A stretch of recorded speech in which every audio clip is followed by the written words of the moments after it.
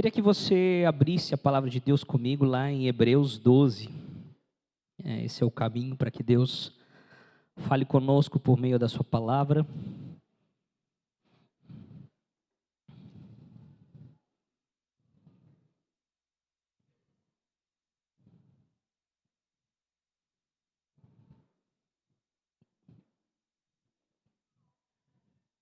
Hoje nós vamos fazer algo que nós não é tão de costume ler um texto tão longo, mas acho necessário, né?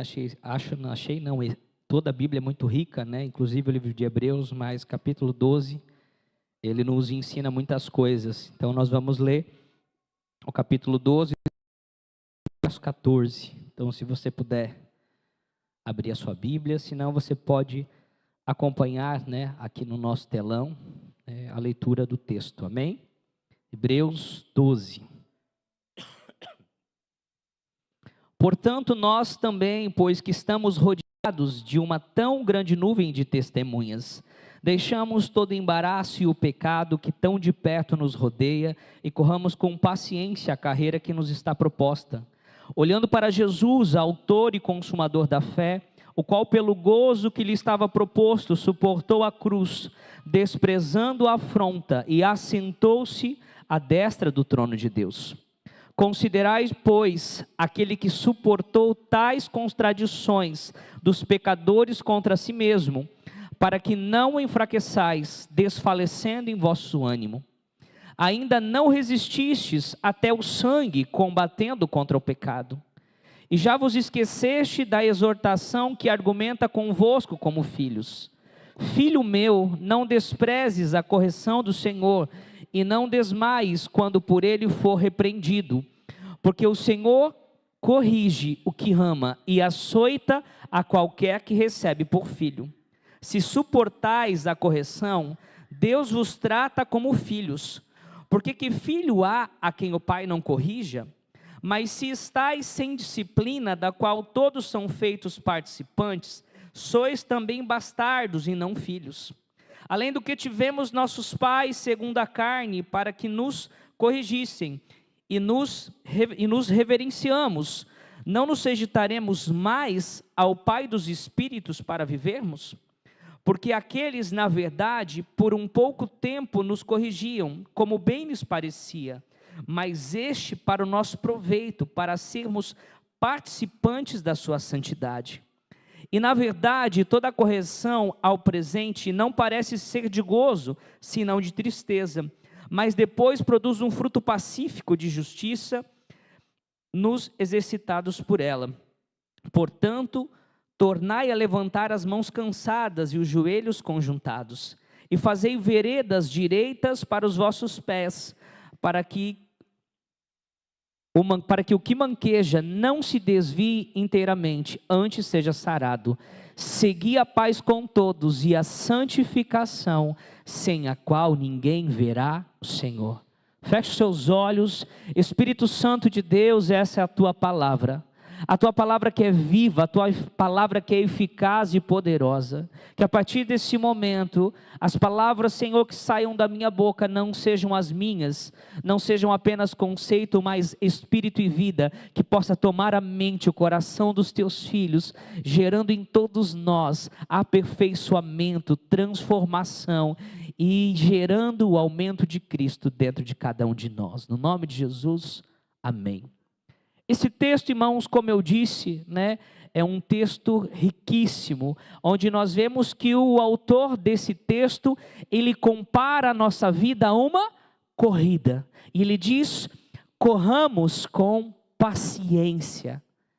Como que nós somos inseridos nessa corrida? Quanto que de fato nós começamos a correr? E nós somos inseridos nessa corrida através da nossa confissão de fé. Quando nós confessamos a Cristo como Senhor das nossas vidas, então nós somos inseridos nessa corrida, a qual esse mesmo texto nos diz que Jesus, ele é o autor e consumador da nossa fé. Então nessa corrida, ele é o ponto de partida e ele é também o ponto de chegada. Nós corremos para Cristo e nós corremos por Cristo. E nessa corrida, deveria ser uma corrida que quanto mais eu corro, olhando para Jesus, mais eu me afasto do mundo e mais eu me afasto do pecado. Então, se eu estou correndo sem me afastar do mundo, sem me afastar do pecado, eu não estou correndo olhando para Jesus. Eu estou correndo olhando para qualquer coisa. Essa corrida é uma corrida contra o pecado. É uma corrida em direção ao Senhor, mas contra o pecado. Por isso que no verso 4 ele diz: ainda não resististe até o sangue, combatendo contra o pecado. Você já resistiu o pecado até o sangue? Você já sangrou em algum momento para não ceder ao pecado? É claro, irmãos, que o autor não quer trazer a ideia da necessidade de você sangrar. Embora talvez, se fosse preciso, embora eu acho que não seja, mas quando ele diz combater até o sangue, ele fala, irmãos, da nossa posição, da nossa intensidade em não ceder ao pecado e viver uma vida santa diante de Deus. Só que o problema é que muitas vezes nós não combatemos até o sangue ao pecado, e muito pelo contrário, nós fazemos o quê? Abraçamos o pecado. Muitas vezes nós estamos abraçados ao pecado. Ao invés de vivermos uma vida de santidade, nós vivemos uma vida num ciclo vicioso do pecado. Onde nós criamos na nossa vida pecados de estimação que nos acompanham por uma vida inteira. Então, irmão, se você olha para a sua vida e você consegue enxergar esses pecados de estimação, que você consegue acompanhar e perceber que isso vem acompanhando a tua vida, ano após ano, é chegado o momento de romper com esse ciclo, de romper com o ciclo do pecado. Como? Lutando até o sangue, não cedendo mais aos seus desejos e às suas vontades. Nós precisamos, irmãos, viver essa corrida, viver essa luta. E quando nós não temos essa luta, quando nós não estamos combatendo o pecado, nós estamos sim nessa corrida. Porque estar nessa corrida é ter a convicção que nós fomos salvos por Cristo. Mas você vê numa corrida, atletas super preparados, mas você vê na corrida, muitas vezes, atletas que não sabem nem por que estão lá. Que às vezes no meio do caminho nem termina a corrida. Mas nós não, nós precisamos entender que nós somos atletas preparados para essa corrida, que nós corremos olhando para Jesus. A corrida, irmãos, não é uma corrida de explosão, como uma corrida de 100 metros, como a gente já viu em muito tempo. Às vezes apontam alguns atletas, né, na época do Usain Bolt, né, que corria, quando você via, ele já chegou de tão rápido que aquele homem era. Mas essa corrida, a corrida da fé, ela não é uma corrida de explosão. Não é uma corrida só sobre como você arranca, mas é uma corrida, irmãos, que você precisa manter o ritmo, que você precisa manter o foco. Você nunca vai ver, irmãos, alguém correndo uma maratona e parando para comer um pastel, por exemplo. Porque um atleta, ele tem um foco. Qual que é o foco? O nosso foco é Jesus. Então, irmãos, para de correr a corrida olhando para o irmão. E aquela coisa, pastor, mas o irmão, cuida da tua vida. Cuida da tua corrida. Essa corrida, você não corre olhando para ninguém. Você corre olhando para você mesmo. E como as pessoas, irmãos, usam a desculpa do comportamento de outros para estarem na igreja ou não. Irmãos, cuida da tua vida, que já é o bastante. E já é bem difícil. Então, irmãos, corre olhando para Jesus. Nessa corrida eu não estou correndo contra o Enio, ou o Enio correndo contra mim. Eu estou correndo contra mim mesmo. Porque a chegada de um não impede a chegada do outro. Muito pelo contrário, essa é a corrida onde nós podemos dar as mãos e corremos todos juntos. Podemos chegar juntos ao fim dessa corrida. Mas ainda há pessoas que olham para a corrida da fé e encontram uma competição. Não há uma competição, nós não estamos competindo nessa corrida. Nós estamos correndo juntos como um corpo. E nessa corrida, irmãos, quando eu entendo que fui chamado pelo Senhor nessa corrida, se tem algo, irmãos, que acontece constantemente nessa corrida, é a correção. Uma correção de rota, uma correção de comportamento. Porque no verso 6 diz, porque o Senhor corrige o que ama e açoita qualquer que recebe por filho. Um dos pensamentos que de tempos em tempos toma a nossa mente, principalmente quando nós temos o título de recém-convertidos, é: por que agora que eu aceitei a Cristo, eu confessei a Cristo, seja lá como você conceitue esse momento de entregar sua vida ao Senhor, pensando que agora daria tudo certo, mas parece que dá tudo errado. E sabe por quê, irmãos, que agora, aparentemente ou não, às vezes não é aparentemente, às vezes está sim dando tudo errado. Mas você precisa entender por que está dando errado. Quando você nasce de novo, você recebe um título de filho de Deus. Então agora você tem um pai. Mas antes você tinha o quê? Você tinha um pai. Nós éramos o quê? Filhos da ira, filhos da desobediência. Então não preciso nem dizer quem era o seu pai. Essa coisa, irmãos, de todos somos filhos de Deus, não é uma verdade. Não é um machismo meu, é o que a Bíblia diz. Que os filhos são aqueles que confessam o nome de Jesus Cristo, que creem que Jesus Cristo morreu e ressuscitou. Então eu creio em Cristo, quando eu creio em Cristo verdadeiramente e confesso a minha crença, então eu me torno filho. Então agora eu tenho um pai muito diferente do outro, porque a Bíblia diz que nós somos adotados. Então quando alguém é adotado, significa que ele tinha um pai que não criou, e alguém assumiu essa função dessa criança e agora se torna pai por adoção. Então por meio de Cristo, Deus é nosso pai por meio da adoção. Então agora nós temos um outro pai. Antes você tinha um pai que não cuidava de você, mas quando você errava, ele te aplaudia. Ele te dava louvor. Ele dizia: isso aí, filhinho, adultera. Isso aí, continua roubando. Isso aí, continua mentindo. E daí, irmãos, aparentemente nada dava errado na sua vida, a não ser o vazio existencial dentro de você. Mas agora você percebe que as coisas começam a dar errado. Por que está dando errado? Porque agora a Bíblia diz que você tem um pai que corrige. Então aquilo que não era corrigido antes, agora é corrigido. Aquilo que antes recebia aplausos, agora recebe correção. Então você tem um pai que ele vai te corrigir. Por que ele te corrige? Porque muitas das vezes, irmãos, nós estamos sendo corrigidos porque nós não estamos vivendo segundo a vontade agora do nosso pai. Não vivemos segundo o padrão desse pai, porque nós fomos adotados e inseridos no reino de Deus. Então agora as leis que nós vivemos não são mais as leis do mundo, mas as leis desse reino. Então todas as vezes que eu faço algo fora da vontade de Deus, ou fora da lei desse reino, certamente eu serei corrigido. Então por isso que às vezes a gente tem a sensação de que as coisas não cooperam. E as coisas cooperam para aqueles que amam a Deus e vivem segundo o seu propósito. Então quer que o Senhor, o seu Pai, coopere para o seu bem, viva segundo a vontade dEle. Viva segundo o plano que Ele tem para você. E no verso 10, a gente percebe que a correção ela é importante. A correção é importante para que nós sejamos inseridos em algo muito precioso.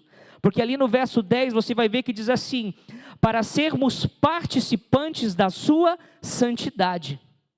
Para que nós possamos ser santos como o Senhor é, nós precisamos ser corrigidos. Porque conforme nós somos corrigidos, então nós somos inseridos na santidade de Deus. Se você leu com atenção esse texto, você vai perceber que esse texto, não somente o versículo 10, mas no 10 e no 14, são citadas duas palavras muito parecidas. Você vai ver ali no final do verso 10 que cita a palavra santidade, mas no verso 14 diz assim: segui a paz com todos e a santificação, sem a qual ninguém verá o Senhor. Então, o que é a palavra santidade e o que é a palavra santificação? Essas duas palavras, ela vem de uma mesma raiz, do original santo. Então, tanto santidade quanto santificação, elas são originadas de uma mesma raiz, de uma mesma palavra que é a palavra santo, que é a qualidade daquilo que Deus é. Deus é santo. E na nossa caminhada é fundamental que a gente entenda essa questão da santidade, da santificação. Porque às vezes, irmãos, essa palavra quando lançada na nossa mente, seja em qualquer raiz, seja na palavra santo, seja na palavra santidade, ou seja na palavra santificação, ela sempre nos traz uma ideia errada. E geralmente quando nós falamos de algo santo, ou de santificação, automaticamente ou rapidamente vem à nossa mente a palavra perfeição. E muitos têm a ideia que a palavra santidade está ligado à perfeição, algo sem defeito, algo sem erros. Mas se essa fosse a ideia da real santidade, algo perfeito e sem erros, jamais Paulo chamaria a igreja de santos, né? Tanto que um dos textos, quando Paulo fala sobre a revelação do amor, ele diz assim: para que todos os santos compreendam a revelação do tamanho do amor de Deus por vocês. Então, quem são esses santos? Quando que eu sou inserido nessa santidade de Deus? Então, nós precisamos, irmãos, primeiramente, compreender isso e eliminar da nossa mente a ideia que santidade, santo, santificação, vem da ideia de perfeição. Não vem da ideia de perfeição, mas vem da ideia de separação. Então, algo santo, algo que vive uma santificação, é algo que está sendo separado. Se você perceber lá no João 17:16, eles podem projetar, mas eu não vou parar para ler, você vai ver que o próprio Jesus vai dizer assim: eu não sou do mundo e eles também não são deste mundo. Porque Jesus estava mostrando um caminho do que não é ser do mundo, não é não pertencer, não é não pisar nesse mundo, não é não participar de nada nesse mundo, mas é não ser contaminado por esse mundo. É ser separado em mentalidade, em cultura, em conceito, em muitas coisas. Para que as pessoas possam olhar para nós e perceber essa separação. Nós estamos nesse mundo, mas não nos comportamos como desse mundo. E essa separação, ela começa justamente na nossa mente, quando nós não nos conformamos com esse mundo. Ser separado do mundo, viver esse processo de santificação, é dizer assim: eu não me conformo com o mundo vive lá fora. E eu não quero viver dessa maneira. Eu não quero viver um casamento como o mundo vive lá fora, onde adulterar é normal. Eu não quero ser um jovem conforme o mundo que acha que é normal ficar se pegando toda hora com alguém diferente, para chamar atenção, para mostrar o seu valor. Isso não mostra o seu valor, isso diminui o seu valor. E aí, irmãos, é que essa separação vai acontecendo e eu vou cada vez me afastando mais. Essa é a separação que nós precisamos, nos afastar cada vez mais dessa mentalidade, desses conceitos, dessas condutas e dessas culturas do mundo. Você não é desse mundo. Você está nesse mundo, mas você não é dele. Você foi feito para Deus. Você foi feito para Ele, por Ele e para Ele. E alguém que entende o por Ele e para Ele é alguém que se separa. É alguém que não aceita mais viver como o mundo vive. A separação, ou essa santificação, é um tema, irmãos, tão vital, tão importante para a nossa vida cristã, que Deus cita, irmãos, esse conceito de separação do princípio até o fim. Você vai ver, irmãos, Deus trazendo a separação lá em Gênesis, assim como Ele também revela a separação lá em Apocalipse. É um termo muito presente, é um conceito muito presente na palavra de Deus. Lá no capítulo 1 de Gênesis, nós vemos aquilo que geralmente nós entendemos como a criação da terra. Só que na verdade, Gênesis 1, irmãos, a partir do verso 2, ele não trata da criação da terra, e sim da recriação da terra. Porque quando a gente olha para o texto, a gente vê ali muitas vezes dizendo que a terra era sem forma e vazia. E a palavra, irmãos, ali era, infelizmente foi empobrecida pela sua tradução. A terra não era sem forma, a terra nunca foi criada sem forma e vazia. Algo tornou a terra sem forma e vazia. Porque lá em Isaías 45:18...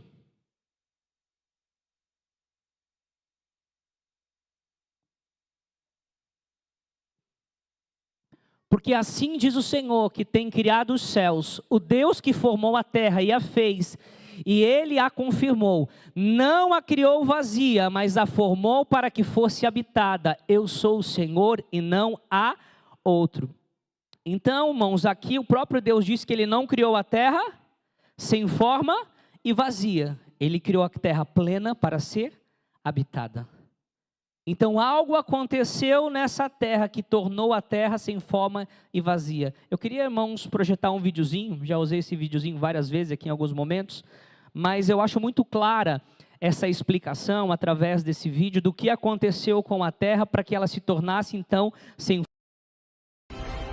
No princípio, eu criei o céu e a terra, mas o meu querubim da guarda se corrompeu em toda aquela perfeição, sabedoria e formosura. Subirei ao trono de Deus, e ali me assentarei.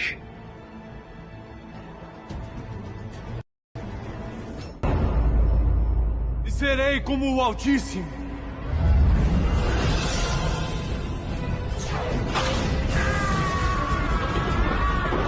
Houve batalha no céu. Lúcifer foi expulso, e todos os anjos que se rebelaram com ele, 1/3 do céu.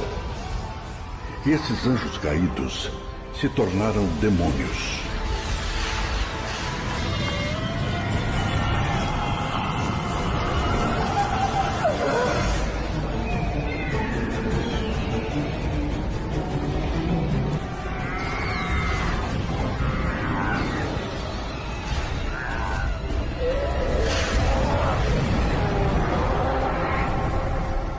Foi assim que a terra ficou sem forma e vazia.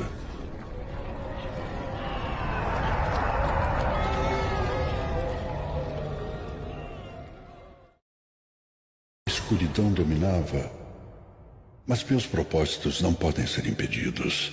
Então eu disse: haja luz. Ah, como a luz é boa.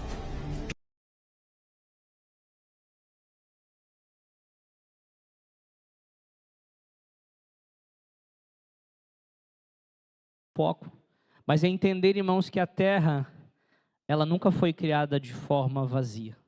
A terra, ela foi criada, irmãos, com formas e para ser habitada, e ela foi habitada.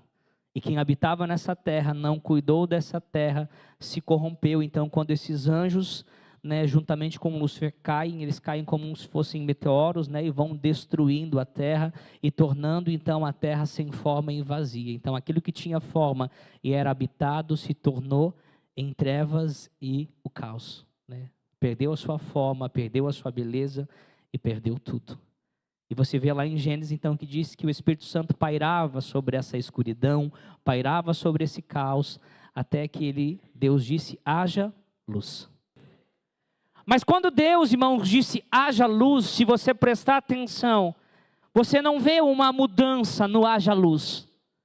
Não houve uma mudança na simples declaração. Houve o quê?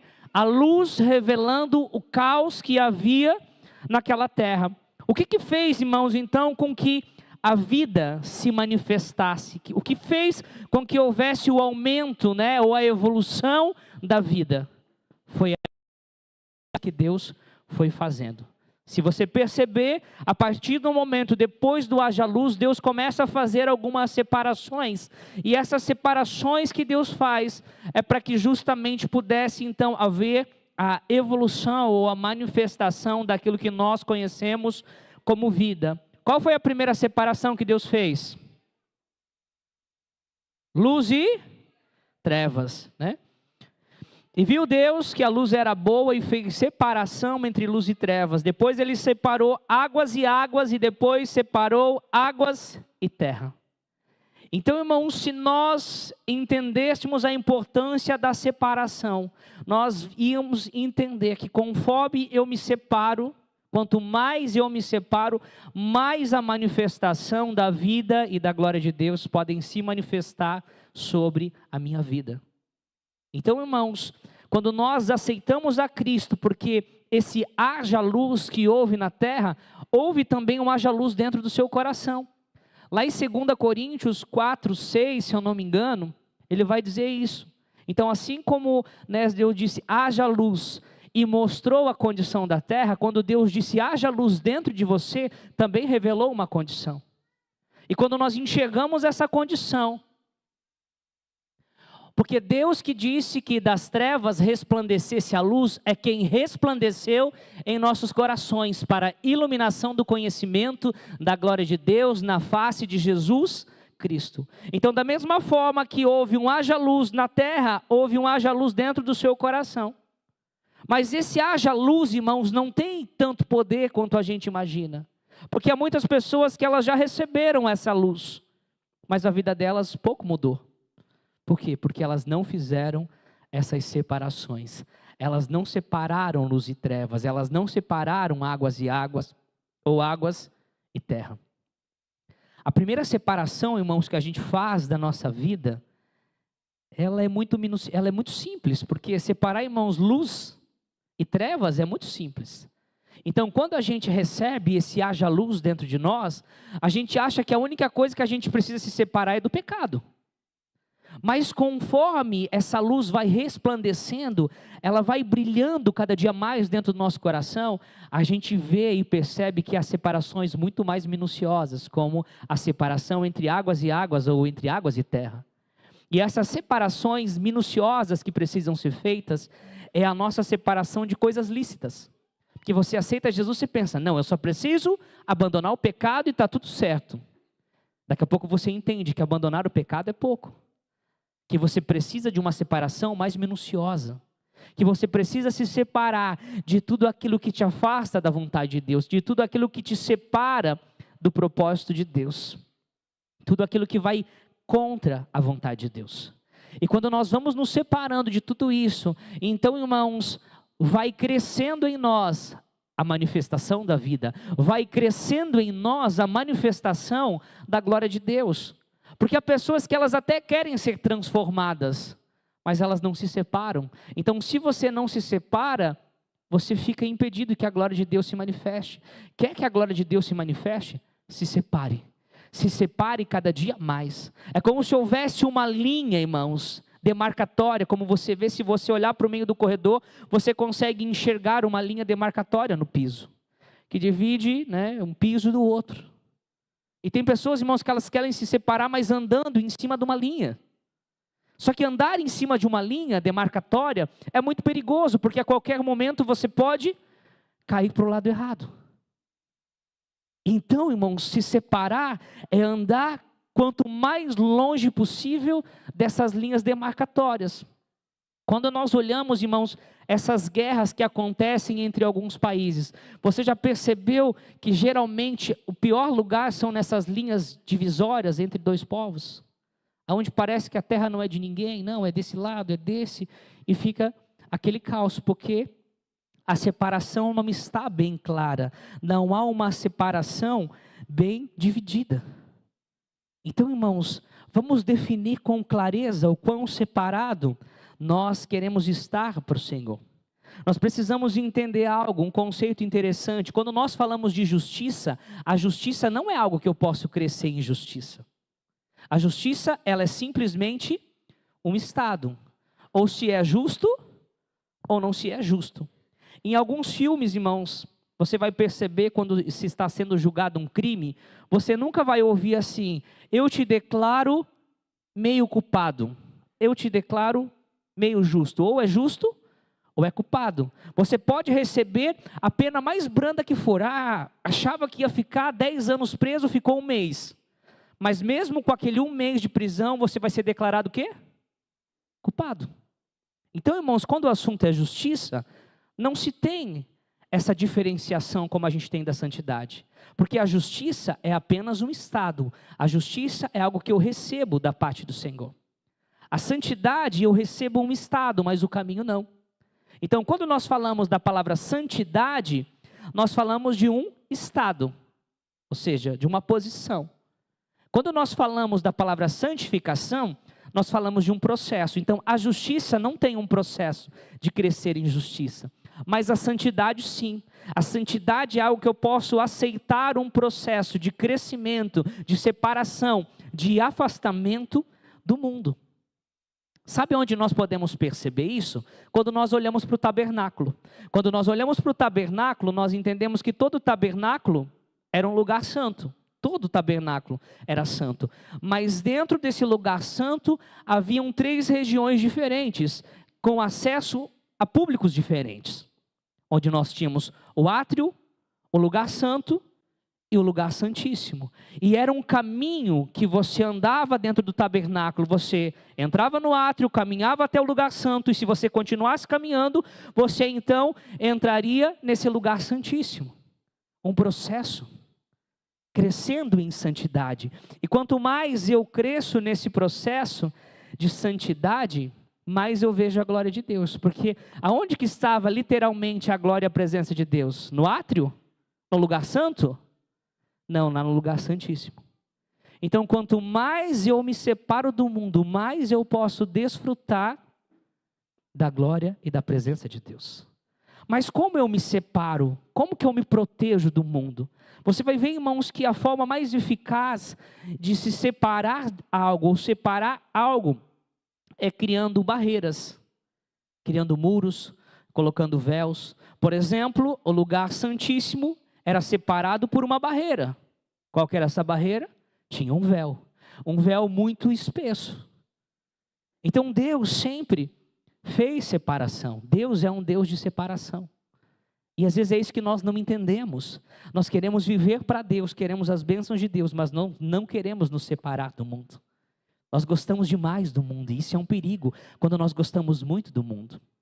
Quando você vê lá em, acho que é 1 Timóteo 3, se eu não me engano, quando ele vai falar sobre os últimos tempos, sobre a condição dessa geração, vai dizer que eles são avarentos, que eles são orgulhosos, mas também vai dizer que eles são mais amigos do mundo do que amigos de Deus. Como que eu me separo de algo que eu sou extremamente amigo? Você consegue se separar dos seus amigos? Eu não consigo, irmãos. Para mim, a amizade é algo muito importante, algo que deve ser, irmãos, cultivado. Algo que deve ser, irmãos, restabelecido quando se há algum problema, alguma coisa, porque amigo é coisa preciosa, amigo é coisa importante. Então ninguém deveria se separar dos seus amigos. Então eu não posso olhar e ter um coração como alguém que é amigo do mundo. Eu tenho que ser inimigo do mundo. Eu tenho que amar mais a Deus do que o mundo. E é isso que vai fazer com que eu possa então criar essas barreiras. Lá em Ezequiel 42, 20...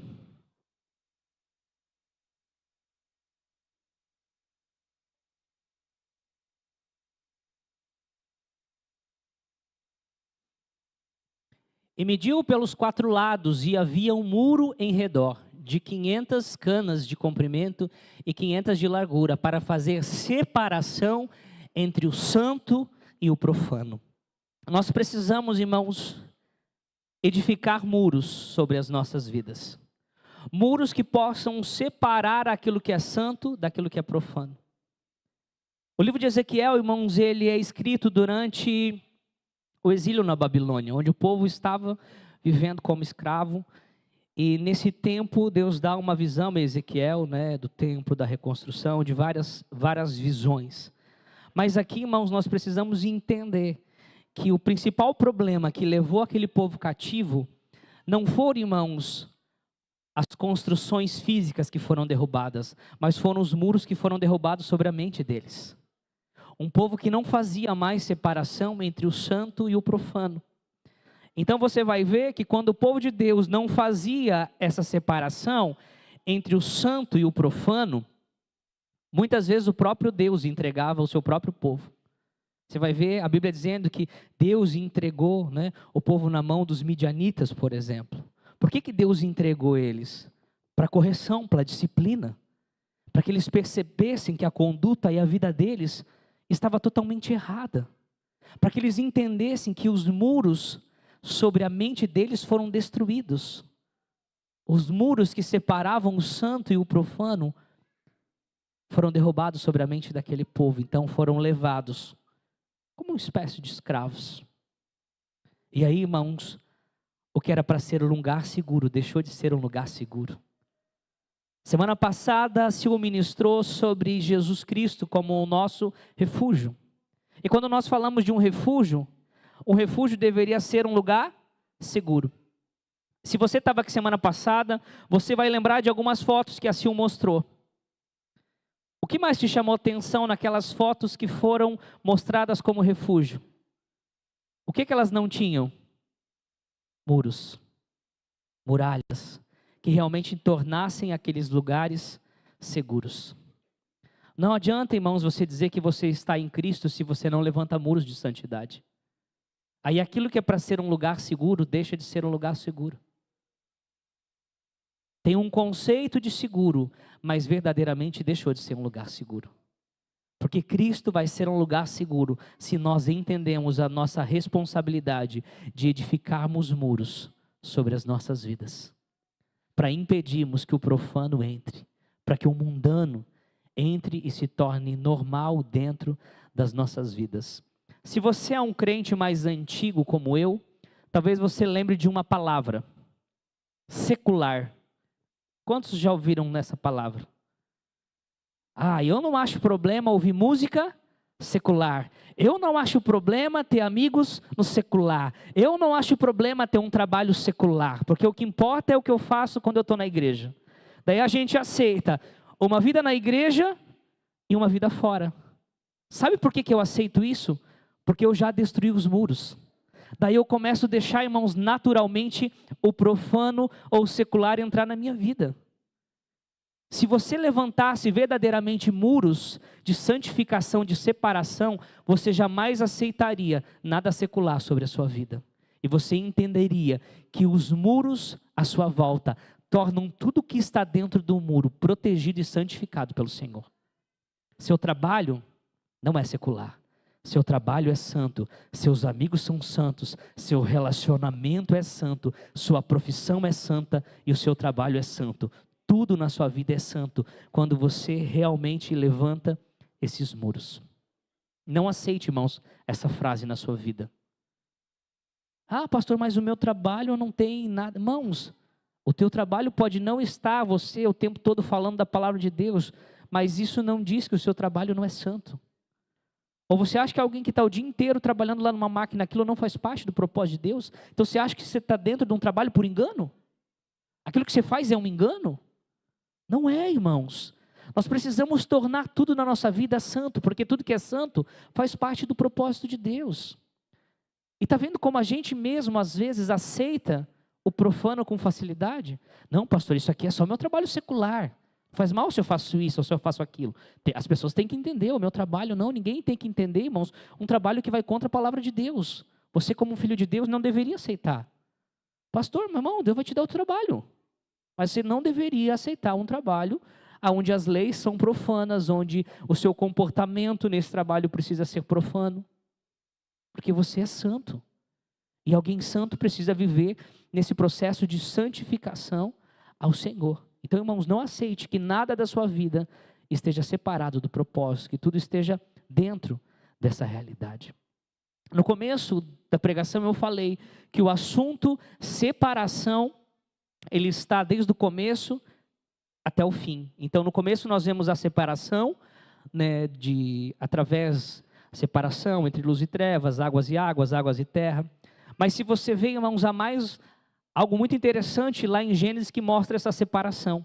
Esse jardim no Éden, ele era também separado do restante da terra. Ele era separado por quê? Por rios, né? Existiam 4 rios que separavam o jardim do restante da terra. O jardim, irmãos, era a representação dos santos, da manifestação da glória de Deus naquele lugar.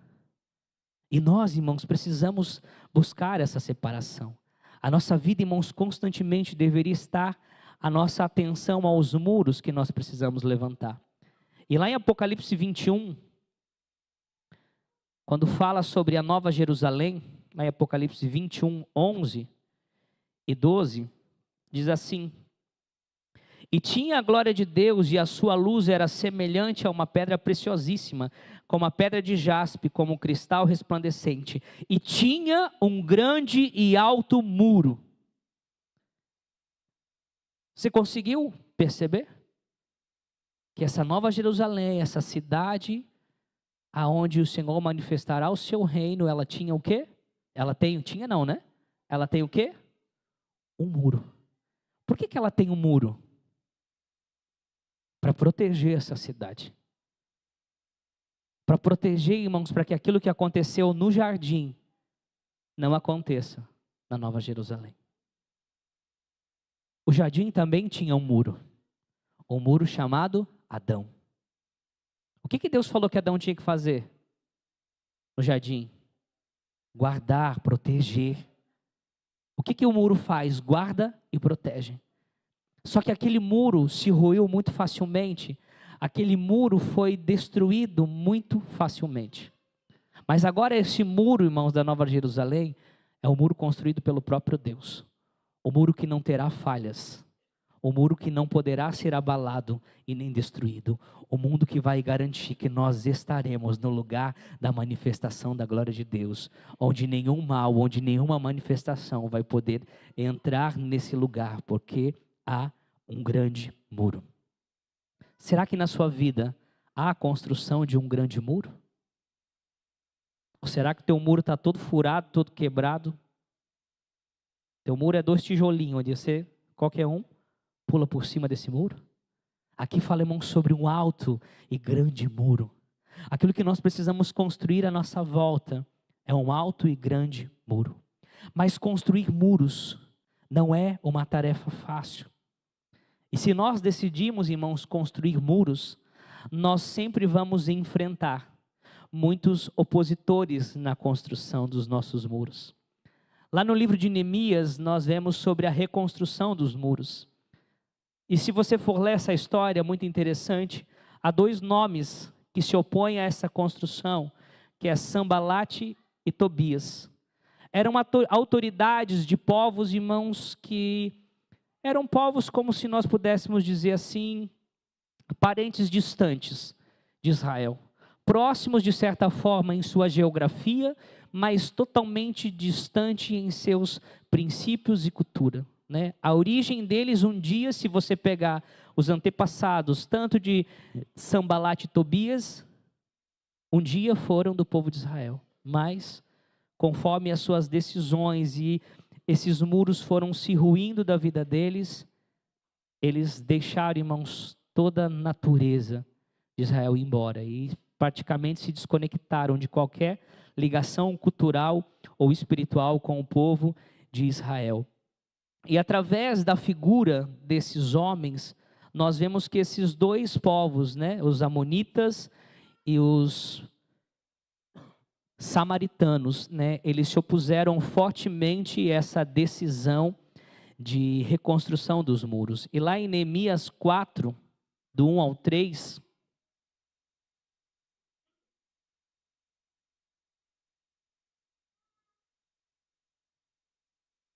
e sucedeu que, ouvindo Sambalate que edificávamos o muro, ardeu em ira e se indignou muito, escarneceu-se dos judeus. E falou na presença de seus irmãos e do exército de Samaria e disse: que fazem estes fracos judeus? Permitir-se-lhes a isso? Sacrificarão, acabá-lo-ão num só dia? Vivificarão dos montões do pó as pedras que foram queimadas? E estava com ele Tobias, o amonita, e disse: ainda que edifiquem, contudo vindo uma raposa, derrubará facilmente o seu muro de pedra. Então veja, irmãos, como esses 2 homens, né, zombaram, se oporam, né, a essa construção. E essa oposição, irmãos, ela foi tão intensa que o povo de Israel, durante essa construção, teve que ter uma postura, irmãos, que tornou muito difícil a edificação. A edificação dos muros foi algo muito difícil, e a gente percebe isso lá no verso 17 e 18 desse mesmo capítulo de Neemias 4, 17 e 18. Os que edificavam o muro, os que traziam as cargas, e os que carregavam cada um com uma das mãos fazia a obra, e na outra tinha as armas. E os edificadores, cada um trazia sua espada cingida aos lombos e edificavam. E o que tocava a trombeta estava junto comigo. Você entendeu, irmãos, o nível da ameaça? Você consegue imaginar com uma mão, sei lá, uma pá e na outra mão uma espada? Porque eles sabiam que qualquer momento a ameaça poderia se tornar real. Mas eles estavam prontos para qualquer tipo de ameaça. Eles tinham convicção daquilo que precisavam ser feito.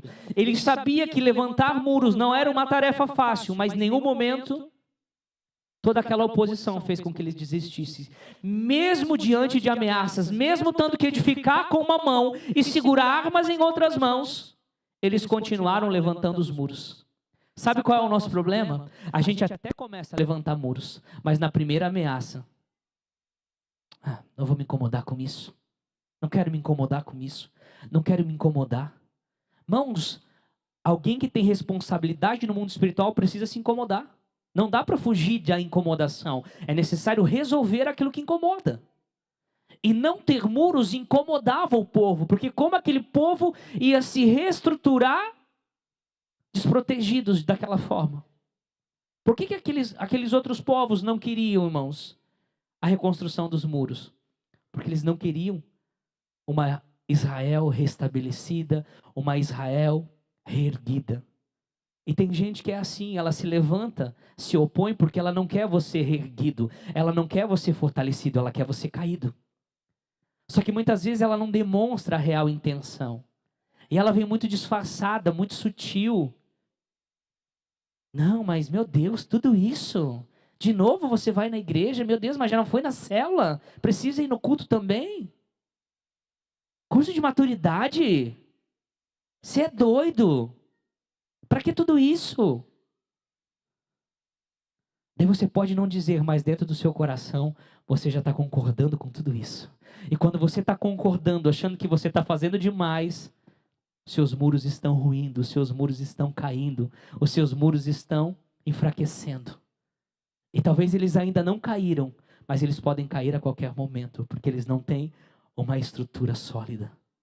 Não estão fundamentados. É uma construção não fundamentada em Cristo. Irmãos, não importa quantas pessoas se opõem a isso. Esteja convicto que estar separado do mundo é necessário. Esteja convicto que levantar muros é necessário. Só que, irmãos, tem algo em mente. Que o diabo ele é muito astuto. E quando o diabo perceber que se opor a algo não funciona, ele vai criar uma outra estratégia. O diabo de tempos em tempos ele muda estratégias. Porque você, irmãos, às vezes, não, já entendi. Isso aqui eu venço dessa forma. Quando o diabo perceber que você não vai ceder aquilo que você sempre cedia, não significa que ele vai desistir de se opor a você. Mas ele vai se opor de uma outra forma, de uma outra maneira. Né? A gente percebe isso muito claro na reconstrução do muro. Por muito tempo, eles edificaram debaixo de ameaças, mas quando o diabo viu que a ameaça não funcionava, olha a estratégia que ele teve. Lá em Neemias 6, do 1 ao 4. As palavras de Neemias, filho de Acalias, e sucedeu que no mês de Quisleve, no ano 20º... Volta lá... achando que não era o texto, mas... E sucedeu que ouvindo Sambalate, Tobias, Gesem, o árabe e o resto dos nossos inimigos. Vejam, irmãos, que aqui já aumenta, né? Já aparece uma outra figura, né? Então, mais inimigos se juntam contra esse propósito, né? Agora nós vemos ali, né? Gesem, o árabe e o resto dos nossos inimigos, que eu tinha edificado o muro, ou seja, então o muro já estava quase pronto e que nele já não havia brecha alguma, ainda que até este tempo não tinha posto as portas nos portais. Sambalate e Gesem mandaram dizer-me: vem e congreguemos-nos juntamente nas aldeias, no vale de Ono. Porém, intentavam me fazer mal, ou seja, vamos congregar, vamos ficar em paz, vamos nos unir, vamos ser amigos, né? Já que, né, esse muro aí já está tão quase pronto, né? Dá para você descer daí um pouco, né? E ter comunhão, afinal de contas, né? Nós somos um povo próximo, né? Nós temos ligação pelos nossos antepassados, né? Talvez essa, o texto não diz, mas essa era a ideia para que eles estivessem querendo ter qualquer tipo de comunhão com Neemias. E enviei-lhe mensageiros a dizer: faço uma grande obra, de modo que não poderei descer, porque cessaria esta obra enquanto eu a deixasse e fosse ter convosco? E do mesmo modo enviaram a mim 4 vezes, da mesma forma lhes respondi.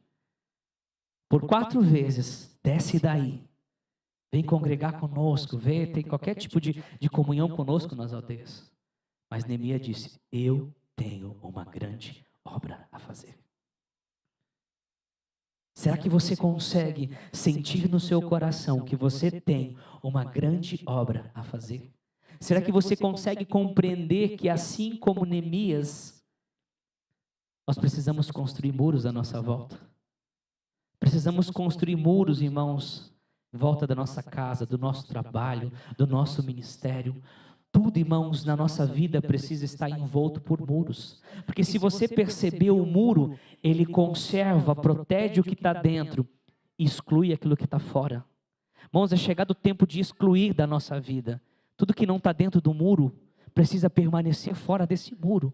E tudo que está dentro do muro precisa ser conservado dentro desse muro. Esse muro, irmãos, é o que gera em nós uma vida de santidade. Você nunca vai ter uma vida de santidade, uma vida que agrade ao Senhor, se você não levantar esses muros sobre a tua vida, sobre a tua casa, sobre o teu ministério. Existe uma grande diferença, irmãos, de você ser amado de Deus. Você não precisa fazer nada. Você pode, irmão, não ter um fundamento do teu muro. Você continua sendo amado. Mas se você edifica esse muro, você é mais do que alguém amado. Você é alguém a qual o Senhor tem prazer. Quando o Senhor, Ele revela Jesus Cristo como seu Filho, Ele diz, esse é o meu Filho amado em quem eu me comprazo. Porque Jesus sempre levantou altos muros de santidade sobre a sua vida. Muros que impediam que qualquer coisa profana, que qualquer coisa mundana, que qualquer pecado se manifestasse. Tanto que a Bíblia diz que em tudo foi tentado, mas sem pecado. Por que ele não pecou? Porque havia uma muralha que protegia o homem Jesus. E essa mesma muralha que protegia o homem Jesus é a mesma muralha que precisa nos proteger. E como que nós levantamos esses muros, irmãos? A primeira forma de nós, irmãos, levantarmos muros é com uma vida de oração. Ninguém, irmãos, levanta muros se não tiver uma vida de oração. Não adianta, irmãos, nada você ir no culto, você ir na cela, você ler, você fazer qualquer coisa se não há uma vida de oração. A oração, irmãos, embora a gente veja a oração apenas como uma comunicação entre o homem e Deus, a oração é muito mais do que uma simples comunicação. Você deveria entender que a oração é uma responsabilidade. Todo cristão deveria ter a responsabilidade de ser um intercessor. Se a sua família fosse protegida pelo tanto que você ora, o quanto que a sua família está protegida? Se dependesse da sua oração. Você pai de família, você homem de Deus, você sacerdote de Deus que está aqui. Quanto a sua família é protegida pela sua oração? Quanto a sua família é protegida pelo teu comportamento? Porque assim como Adão era um muro, você também é um muro dentro da sua casa. Você também é um muro, mas você precisa se fortalecer com a oração. Lá em 1 Samuel 12, 23, algo muito interessante.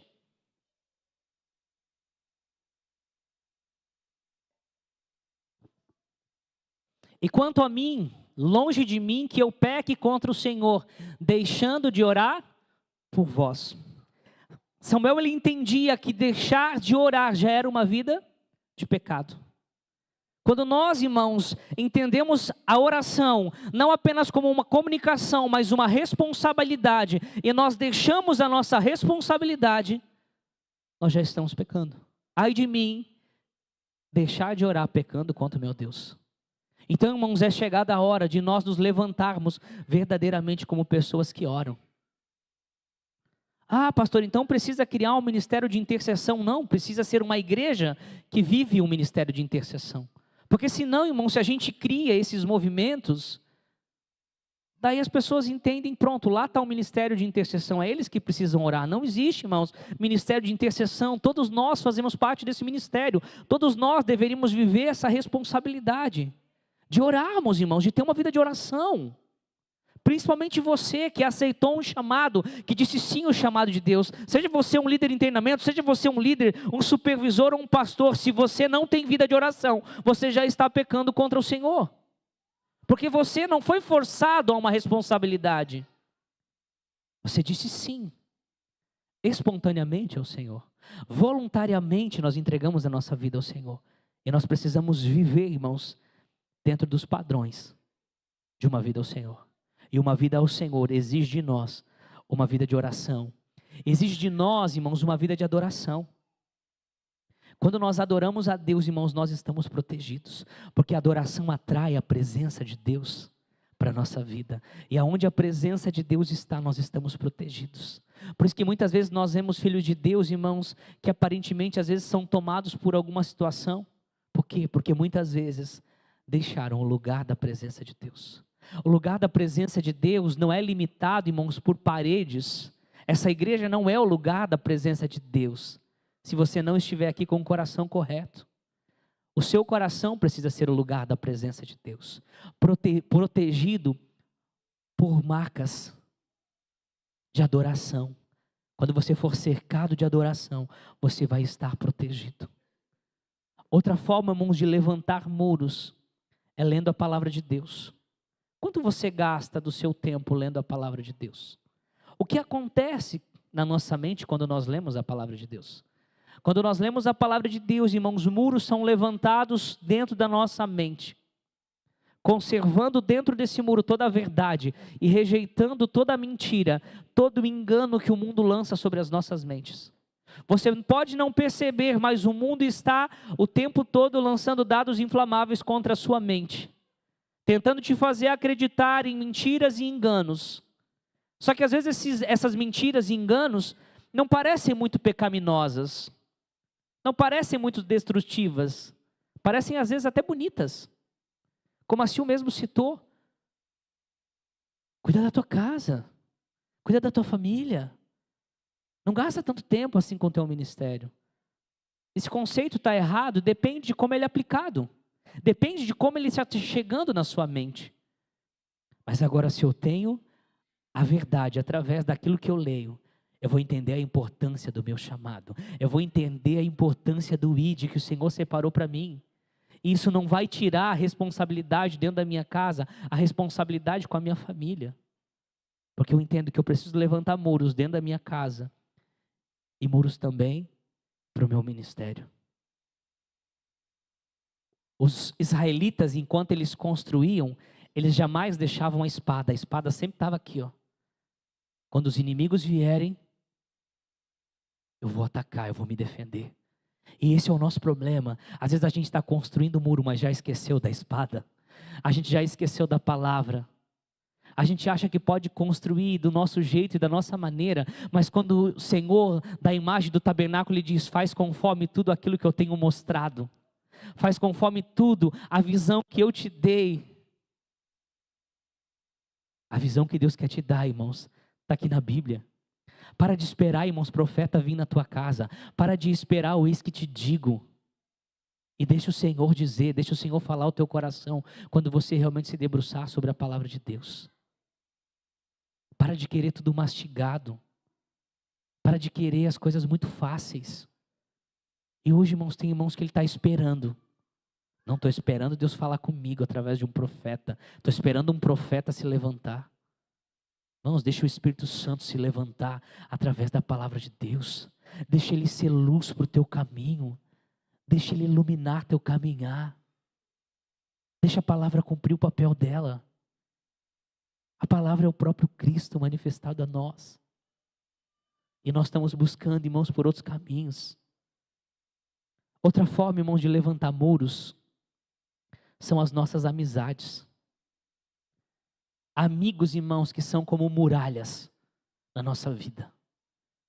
Pessoas, irmãos, que jamais vão impedir, jamais vão deixar que o mal entre sobre a nossa vida, que estão ali, ao ponto, irmãos, às vezes de gastarem o tempo deles com você, por você. E às vezes, irmãos, a gente não valoriza as verdadeiras amizades. Às vezes a gente troca de amizade muito fácil. E eu não estou dizendo, irmãos, que a gente não pode receber novos amigos. Essa coisa, irmãos, de amigos são poucos, irmãos, eu não concordo. Talvez você tenha poucos amigos porque o seu comportamento é de poucos amigos, então você terá poucos amigos. Mas se você tiver um comportamento verdadeiro de alguém que realmente é amigo, de tempos em tempos o Senhor vai te apresentar amizades verdadeiras, amizades que vão ser como muralhas, como muros, para impedir, irmãos, que o profano, que o mundano entre sobre a sua vida. Mas assim, irmãos, como o casamento, precisa haver uma manutenção de amizades. Porque, irmãos, a amizade é uma via de mão dupla. Eu não posso ser amigo de alguém sozinho. Pelo menos eu não deveria. Então nós precisamos, irmãos, cultivar as amizades, trabalhar por elas. Porque, irmão, ninguém troca de marido quando dá um problema. Então não dá, irmãos, para a gente ficar trocando de amizade o tempo todo. É tão lindo, irmãos, quando a gente vê amizades que nos seguem por toda uma vida, por toda uma história. Você vai ver, irmãos, que no livro de Provérbios, que é um livro de sabedoria, há várias citações sobre a amizade. Poderia citar aqui vários, mas eu só quero citar um. Que está lá em Provérbios 27, 17.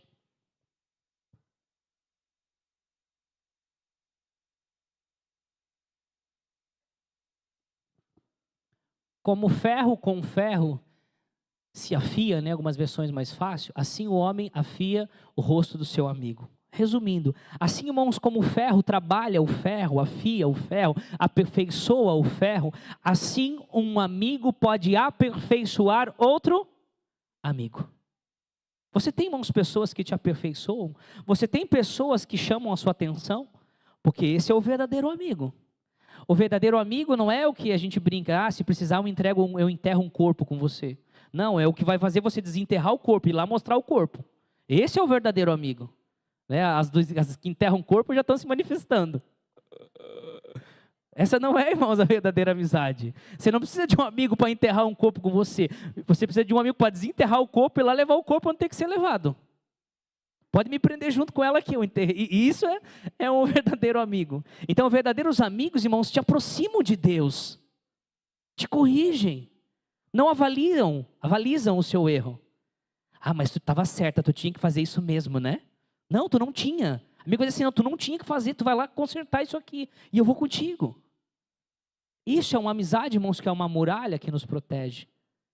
E às vezes, irmãos, por não se deixar afiado, se afiar por alguns amigos, é que a gente vai, irmãos, trocando de amigos, trocando de conselheiros. Qual foi, irmãos, o declínio de Salomão? Trocar seus conselheiros. Cuidado, irmãos. Às vezes é o Senhor que nos dá pessoas para serem muralhas sobre a nossa vida. E para encerrar, irmãos, a última muralha, irmãos, o último muro que eu quero citar nessa noite, que é um muro muito poderoso sobre as nossas vidas, é o batismo. Se você, irmãos, não levantou esse muro, porque todo muro é uma decisão, e se você não levantou esse muro, a decisão pelo batismo, você, irmãos, não está separado e nem protegido. Como assim, pastor? Irmãos, o que nos protege? Não é Cristo? Nós não falamos semana passada que Cristo é o nosso refúgio? O que traz Cristo verdadeiramente para as nossas vidas? O que nos reveste de Cristo? O batismo. Lá em Gálatas, se eu não me engano, 3:27, vai dizer que todos aqueles que são batizados são revestidos de Cristo. Irmãos, a nossa primeira base de proteção é o batismo. É o fundamento dos muros que nós temos que levantar. Só que, irmãos, nós temos aceitado, muitas vezes, irmãos, esses pensamentos, porque a sua mente não está envolta de muros. Daí você aceita o pensamento mundano, que você não está pronto, que você não está preparado. Irmãos, isso é mentira do diabo. Aquele que crer e for batizado. Irmão, se você crer verdadeiramente na obra de Cristo naquela cruz, essa obra é para você. E você deveria então, irmãos, se revestir desse poder e dessa natureza. Então o batismo, porque todo muro é um revestimento, é uma proteção. Então quando eu desço as águas, eu sou revestido de Cristo. Há um muro de santidade que agora me cobre e me envolve de todo mal. Então se você está aqui nessa noite, e você ainda luta na sua mente contra um entendimento de preparação, irmãos, que isso morra na sua mente no nome de Jesus. Que isso caia por terra no nome de Jesus. Que esses muros do diabo, porque, irmãos, isso é um pensamento do diabo, é um pensamento do mundo, de alguém que entende que precisa de algo, mas está se preparando. Irmão, você vai continuar se preparando e você nunca vai estar pronto.